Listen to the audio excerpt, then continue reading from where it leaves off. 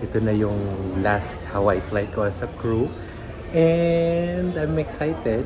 After nito, crew rest na namin. Mga 2 hours na crew rest before kami magpalitan ng ship.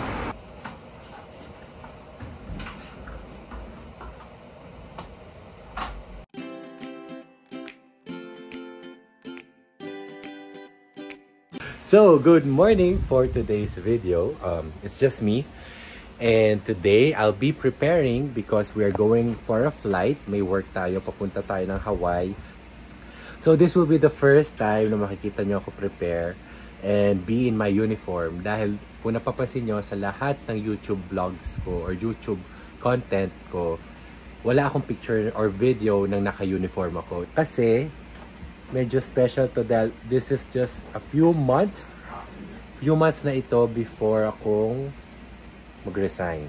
Kaya when pag un-upload ko yung video na to, more or less nakapag-resign na ako sa company pinag-workan ko, nakapag-resign na ako sa PAL. So to get ready with me, syempre una natin gagawin, mag-aahit tayo, mag-toothbrush, mag-nail cut, and later ulit. This is just, nasa last few months of flying na ako. Ano na kasi ngayon? February na. So, in just 3 or 4 months from now, nakapag-resign na ako sa Philippine Airlines. Nagtitrim talaga ako ng mga eyebrow kilay. Kasi ayoko yung may mga nakausli, kaya inaalis ko sila. Galing ni Albi, oh. Umiihi siya sa banyo. Galing mo naman, anak. We're going to Hawaii. Tama ba? Maganda ba yung angle na yan? Okay, good. We're going to Hawaii and it may be, no, not maybe. It is the last time na lilipad ako ng Hawaii as a crew. Kasi it's February ngayon and by March, first week of March, mag-expire na yung aking crew visa. As a flight attendant kasi, dalawang visa namin. Meron kaming crew visa at meron din akong tourist visa. When you enter the country or when you enter the US kasi, as a crew visa ang gagamitin mo. So, ibig sabihin nun, hindi na ako pwede pumasok. Pag nag-expire yon, hindi na ako pwede pumasok as a crew. Pero pwede pa rin ako pumasok as a tourist. Kaya, by March, wala na. Hindi na ako makakalipad ng Hawaii. So, magre-resign na kasi ako. And, kung mag-a-apply pa ako ng US visa ngayong February, June, July pa ako malalagyan ng schedule. So, dahil June, July ako malalagyan ng schedule, hindi na siya aabot na nasa PAL pa ako. Naka-resign na ako by that time. Yung resignation ko, kukwento ko na lang yan with some other vlogs. But now, I wanna make memories in Hawaii kasi gusto kong gawin lahat ng ginagawa ko doon. Gusto kong balikan lahat ng memories na ginagawa ko sa Hawaii pag lumilipad ako doon. Meron yung mga paborito kong kainan, yung mga paborito kong gawin. Para one day, when I look back, makikita ko sa sarili ko na this was my life when I was a flight attendant. Ito pala yung ginagawa ko, ito pala yon. Kasi as I've always said, my social media is the digital journal of my life. Kaya yan. Anyway, kaya ako to ginagawang ito ngayon dahil alam niyo naman, napakarami naming aso dito. And ayoko nang pumasok na puro buhok ng aking coat. Although makakabalik pa naman ako ng US as a tourist na. Kasi matagal pa expiration ng tourist visa ko. Siguro mga 7 years pa. 7 or 8 years pa, matagal pa expiration. So yan, okay na itong coat natin. And magpe-prepare na ako for flight. And we're done. Nakabihis na tayo. And in a while, I'm leaving and I'm going to our office na. Excited ako na malungkot because I know it's my last flight in Hawaii. At mag-iikot tayo sa mga lugar na gusto kong puntahan. Bibili yung mga gustong bilhin. And I'm gonna make a very good video and memory out of this. Para kapag binalikan ko sa future, parang madali ko siyang ma-reminisce. Ingay ni Albi. Yung baon ko sa flight, Mahilig kasi ako magbaon. Kaya ito, may dala tayong dalawang salad. Ayan. And meron akong yung bag na ano, para ma-maintain yung lamig. Dalawang salad and nasa gitna ba yan? Ayan. Dalawang salad at saka liempo. Ayan. Dalawang salad at liempo. Kakainin ko to sa flight bago ako umabot sa Hawaii. Lakas ko kumain, no? Dalawang salad talaga. Yes, dalawang salad. Isa. Hilig ko kasi, hindi ko kasi, paano ko ba sabihin? Ay, ano yun? Dahil napakadalas ko sa flight, diyan kami nag-work. Parang, nagsasawa na ako sa pagkain sa loob ng aeroplano. Kasi yun na lagi kong kinakain eh. Kaya, nagdadanan lang ako ng sarili kong baon. So, yan. Ito na yung last Hawaii flight ko as a crew. And I'm excited. Pakain muna kami dito sa airport. Bye. So, mainit pagdating namin dito. Siyempre malayo yung nilakad. Kain tayo. Ito yung lagi ko pantawid gutom. Nagaraya. So, waiting lang kami. So, pag ganito, na-advise kami nasa shuttle na kami. So, ibig sabihin nun, nasa shuttle na kami pa airport. So, ibig sabihin nun, meron lang last minute na changing of aircraft. Kaya gutom na ako. Kaya kain muna tayo nagaraya. Mga kasamahan ko, bumili sila ng coffee tsaka food.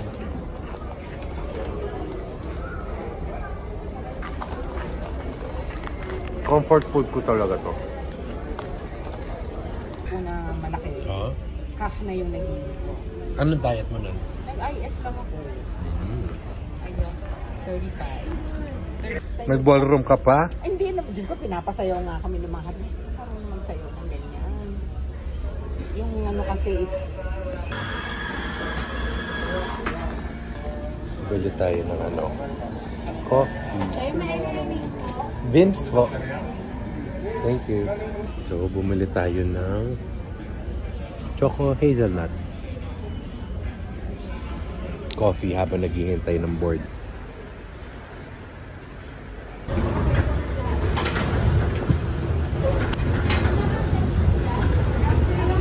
So, ito na. Tapos na yung service namin. And kumakain na ako. Favorite ko itong baon sa aeroplano, salad. Yan. After nito, crew rest na namin. Mga 2 hours na crew rest before kami magpalitan na shift. Tapos, ano na, landing na kami sa Hawaii.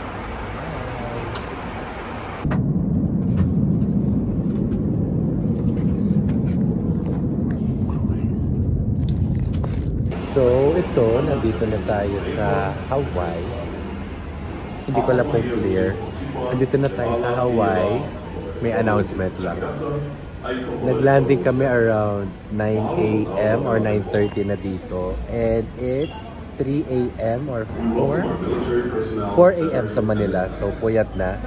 Nag-take off tayo mga 6:30. So, it's roughly around 9-hour flight. And ito yung tsura ko. Haggard na. Pero, yun. Excited. Dahil mamimili ako ng pagkain mamaya. And at the same time, mamaya ang arrival, mamaya matutulog lang kami. And then tomorrow is departure na.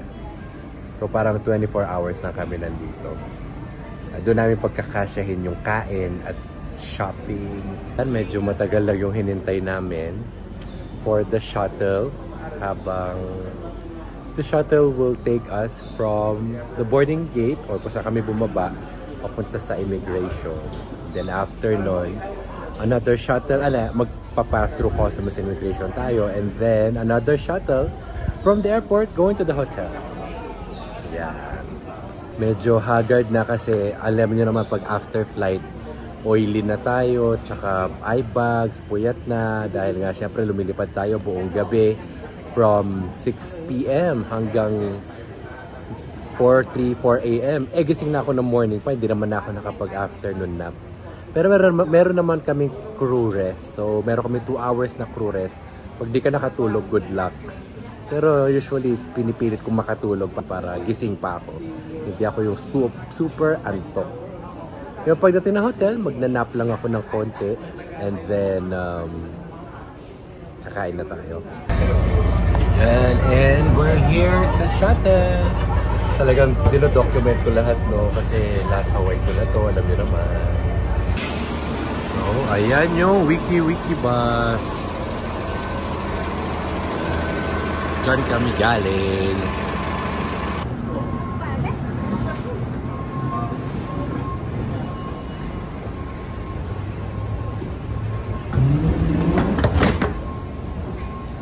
And we're here.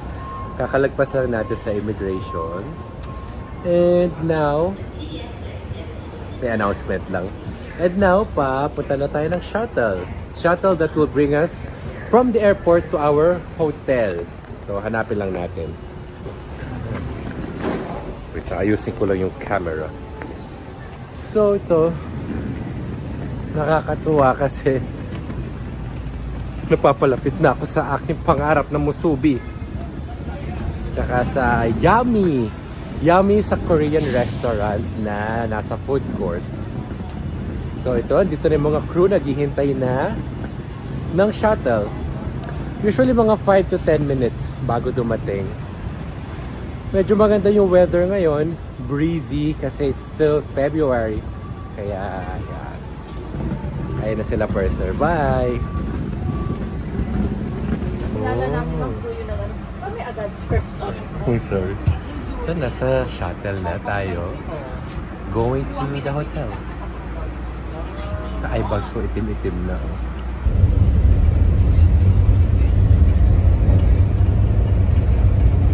Usually, ito na yung time na antok na kami. Dito na namin mararamdaman yung pagod at puyat. Kasi nawala na yung pressure sa katawan. So, ngayon, looking forward na kami lahat sa bed para makatulog na. Power nap lang naman. Bye. And we're here. Nasa hotel na kami. Nandito na sa Holiday Inn Waikiki Express. So kukuha lang kami ng key namin for our room. Tapos magpapahinga na tayo. I can't wait to enter the room at mahiga na. Puyat na tsaka antok.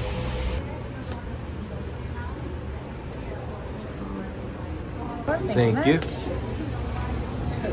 Ito, nakakuha na tayo ng room.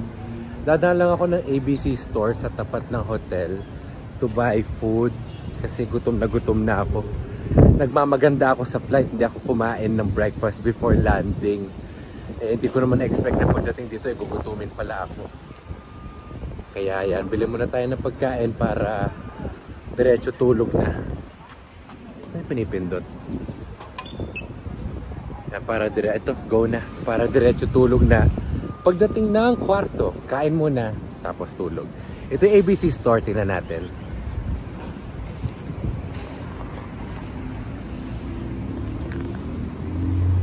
Laki na Monstera, oh.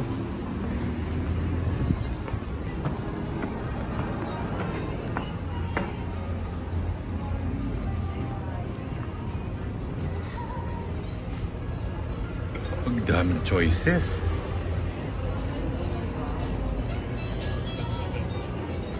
Meaty spaghetti,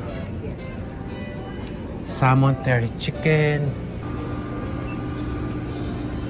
Pero I want this. Musubi chicken katsu. Tsaka ito. Musubi.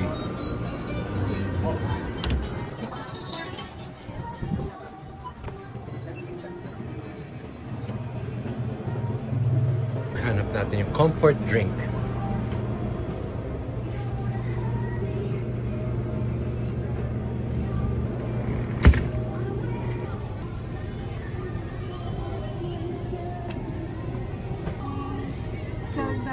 Here we go. Thank you. $20. So, ayan na yung hotel. Tapos ito yung ABC store. Yan, tatawid na tayo. Tatawid na tayo pabalik. Nakabili na tayo ng food. Nakakatawa. Departure tsaka arrival pareho akong kumakain. Palibasa gutumin eh.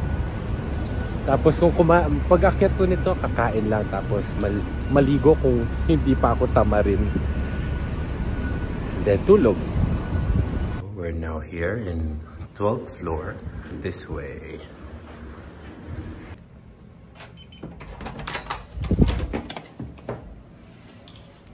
Wow. Look in our room.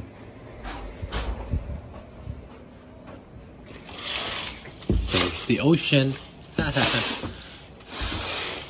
Hello.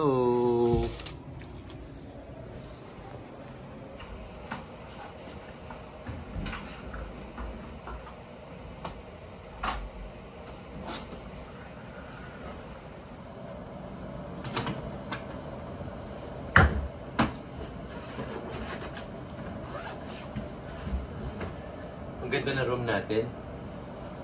Usually kinukuha ko talaga dalawa bed kasi isang sleeping bed, isang eating bed. Yung mga ganun. Anyway, from here, hindi na ako makapag-vlog ha kasi gusto ko nang kumain at matulog talaga. I'm so sleepy. Sara ko na itong mga ilaw-ilaw natin. Yan. Dahil ano na, 6 o'clock na ng umaga sa Pilipinas. Gising na ako simula alas 8 ng umaga. Yun. Nasa room na tayo. Wala na akong tiyaga kung malabo man yan o hindi. Basta ito na yung musubi. Grabe, nilulook forward ko talaga to. Hindi ko alam kung bakit, pero sobrang sarap talaga dito.